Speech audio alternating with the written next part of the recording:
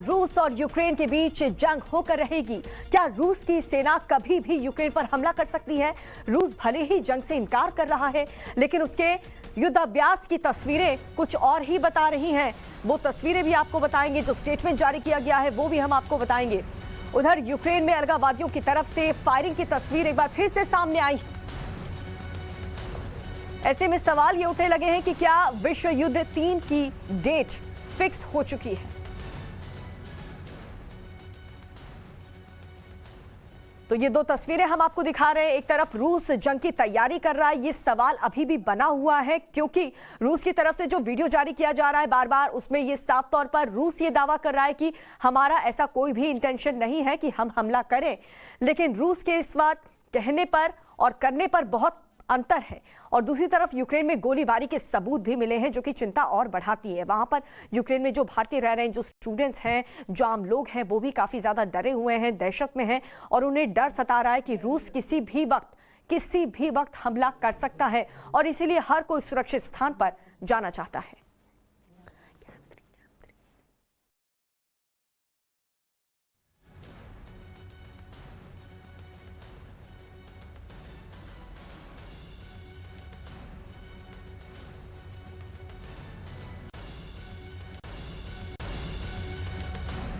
और इस बीच बड़ी खबर आपको बता दें, यूक्रेन पर हमले के खतरे के बीच बड़ी खबर, जहां पर बाइडेन ने पुतिन से मिलने पर सहमति जताई है। जो बाइडेन पुतिन मुलाकात पर सैद्धांतिक सहमति जताई है। अमेरिका की तरफ से यूक्रेन पर हमला नहीं किया गया तो मुलाकात संभव है। रूस यूक्रेन संकट पर व्हाइट हाउस ने यह बयान जारी किया है। फ्रांस के राष्ट्रपति ने यूक्रेन समिट का प्रस्ताव रखा था, जिसमें रूस यूक्रेन संकट पर मैक्रो और पुतिन के बीच बातचीत मौके ने पुतिन बाइडेन की मुलाकात का प्रस्ताव रखा है। मैक्रो ने पुतिन बाइडेन समिट का प्रस्ताव रखा और बाइडेन पुतिन ने समिट को लेकर के सहमति जताई। यूक्रेन पर हमला नहीं करने की शर्त पर ही इसे कहा गया है कि मुलाकात संभव है।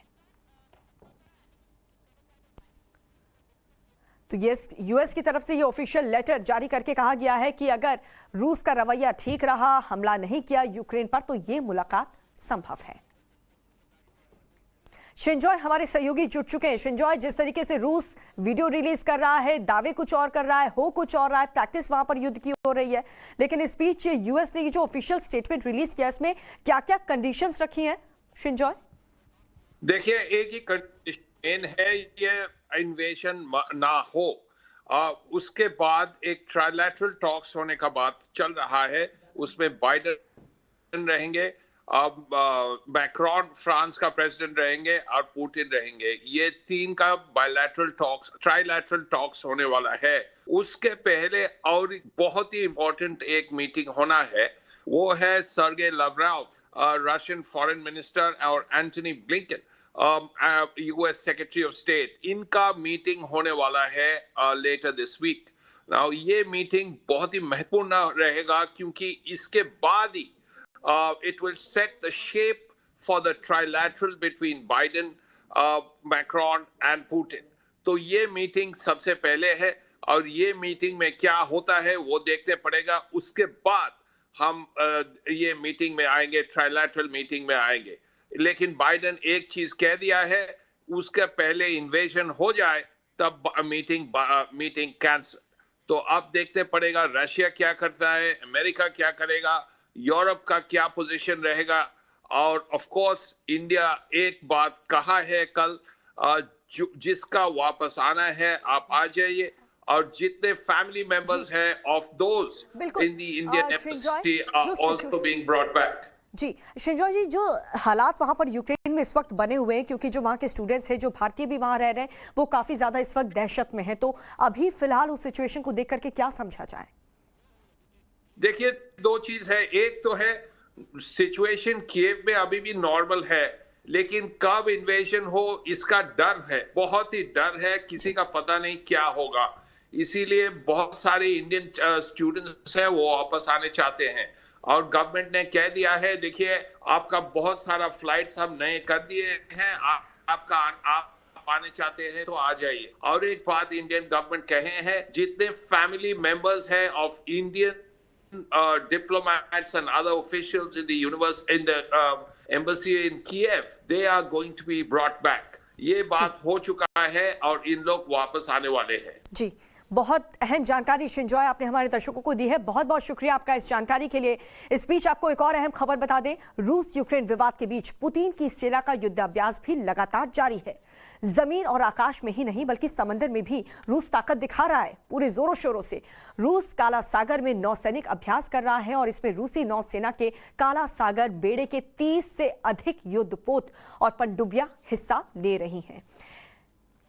ऐसे ही एक अभ्यास के दौरान रूसी जहाज आसमान से सागर में दुश्मन की एक नकली पनडुब्बियां खोजते हुए भी नजर आया। तो जो सिचुएशन इस वक्त सीमा पर बनी हुई है, रूस की तरफ से रूस ने जो रवैया अपनाया है उससे साफ तौर पर युद्ध के संकेत मिल रहे हैं। लेकिन रूस बार बार ये दावा कर रहा है कि उसका ऐसा कोई भी इरादा है नहीं कि वो युद्ध करे।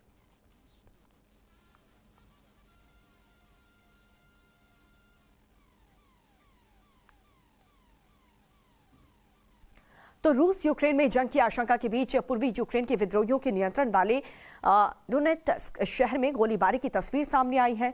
यहां पर एक घर में गोलीबारी के सबूत साफ देखे जा सकते हैं। हर तरफ गोलियों के निशान दिखाई दे रहे हैं। गोलीबारी के कारण घरों के कांच भी टूट गए हैं, दीवारों पर छेद हो गए हैं और इसी गोलीबारी के बाद से यहां के लोग काफी ज्यादा डरे और सहमे हुए हैं। ये तस्वीर आप देखिए, इससे अंदाजा लगाया जा सकता है कि वहां के लोग कितने ज्यादा दहशत में इस वक्त जीने को मजबूर होंगे। यूक्रेन बॉर्डर पर सैटेलाइट इमेज में क्या है वो सब कुछ हम आपको बता रहे हैं, क्योंकि इससे पहले भी किंडरगार्टन में हमने देखा था कि किस तरीके से हमला किया गया था और अलग अलग दिनों की हम तस्वीरें भी आपको दिखा रहे हैं। और ये तस्वीर देखिए किस तरीके से प्रैक्टिस रूस की तरफ से की जा रही है। लेकिन बार बार रूस जो वीडियो शेयर कर रहा है, जो रिलीज कर रहा है, वहां के रक्षा मंत्रालय की तरफ से जो वीडियो जारी किए जा रहे हैं उसमें रूस ये कह रहा है कि हम हमला नहीं करना चाहते, हमारा ऐसा कोई मकसद नहीं है, हमारी सेना भी पीछे हट चुकी है।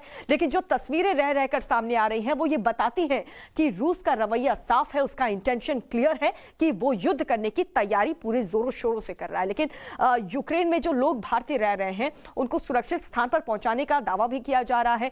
सरकार कह रही है कि आप डरे नहीं, घबराए नहीं। लेकिन जो भारतीय हैं वहां पर, जो हमारे स्टूडेंट्स हैं वो भी काफी परेशान हैं, वो वापस भारत लौटना चाहते हैं। लेकिन फ्लाइट्स की भी काफी दिक्कत हो रही है, लोगों को ट्रैवलिंग में दिक्कत हो रही है, लोग घर के अंदर रहने के लिए मजबूर हैं, डर रहे हैं लोग।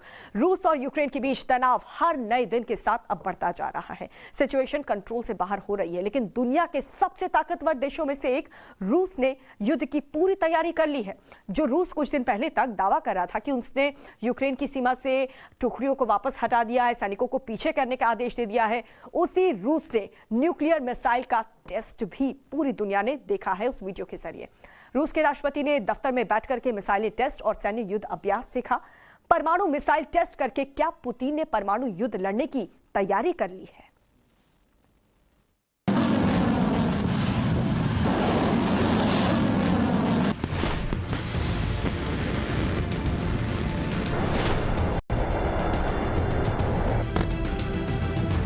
रूस के राष्ट्रपति ने अगर एक बार अपने मन में कुछ ठान लिया तो वो करके ही दम लेते हैं, भले ही इसके लिए पुतिन को किसी भी हद को पार क्यों न करना पड़े।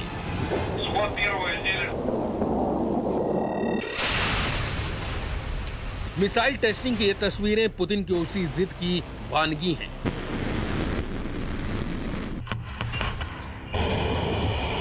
रूस और यूक्रेन के बीच अभी तक युद्ध का ऐलान नहीं हुआ है, लेकिन रूस ने मिसाइलों की बारिश करके सिर्फ यूक्रेन को ही नहीं बल्कि दुनिया को दहशत में डाल दिया है।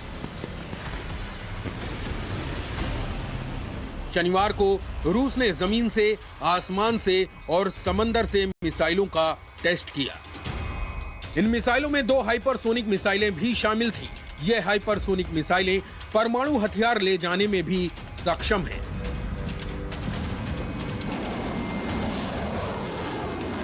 रूस ने देश के पश्चिमी इलाके के एक बर्फीले सैन्य अड्डे से मिसाइल दागी। इस मिसाइल ने कुछ ही सेकंड बाद सैकड़ों किलोमीटर दूर अपने लक्ष्य पर जोरदार निशाना साधा, जिसके बाद आसमान में बड़ा सा आग का गोला दिखा।